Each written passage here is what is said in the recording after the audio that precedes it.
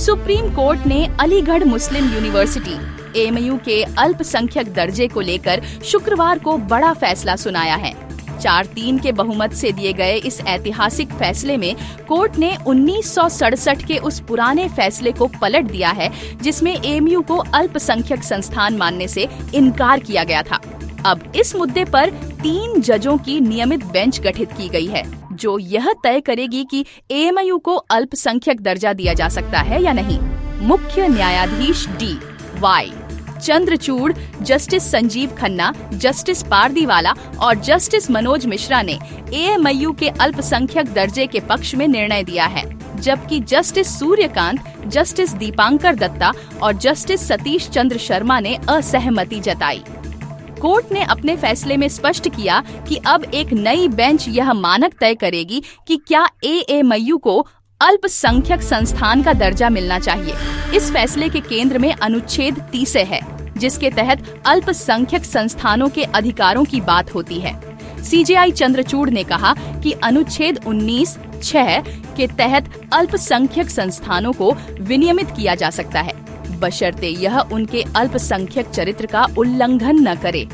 अनुच्छेद 30 के तहत अधिकार निरपेक्ष नहीं है। कोर्ट ने कहा कि धार्मिक समुदाय शैक्षणिक संस्थान स्थापित कर सकते हैं, लेकिन उनके प्रशासनिक अधिकार सीमित होते हैं। एक तर्क ये भी है कि विशेष कानून के तहत जिन संस्थानों की स्थापना हो उनको अनुच्छेद 31 के तहत कन्वर्ट नहीं किया जा सकता।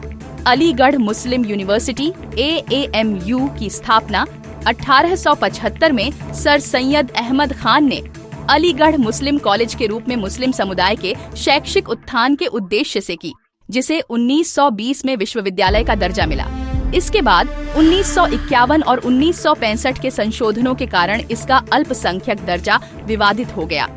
1967 में सुप्रीम कोर्ट ने इसे केंद्रीय विश्वविद्यालय मानते हुए अल्पसंख्यक संस्थान का दर्जा देने से इनकार किया।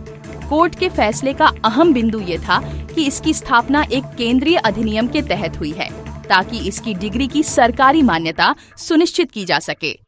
अदालत ने कहा कि अधिनियम मुस्लिम अल्पसंख्यकों के प्रयासों का परिणाम तो हो सकता है, लेकिन इसका यह मतलब कतई नहीं है कि विश्वविद्यालय की स्थापना मुस्लिम अल्पसंख्यकों ने की थी। इस निर्णय से अल्पसंख्यक दर्जे पर सवाल उठे, जिससे 1981 में संशोधन कर AMU को अल्पसंख्यक दर्जा दिया गया, जिसे 2005 में इलाहाबाद हाईकोर्ट ने असंवैधानिक ठहराया। केंद्र सरकार ने इस फैसले को चुनौती दी। 2006 में केंद्र सरकार ने सुप्रीम कोर्ट में इलाहाबाद हाईकोर्ट के फैसले को चुनौती दी। फिर 2016 में केंद्र ने अपनी अपील में कहा कि अल्पसंख्यक संस्थान की स्थापना एक धर्मनिरपेक्ष राज्य के सिद्धांतों के विपरीत है। 2019 में तत्कालीन CJI रंजन गोगोई की अध्यक्षता में 3 जजों की बेंच ने इसे 7 जजों की बेंच को सौंपा, जिसका निर्णय अब आया है।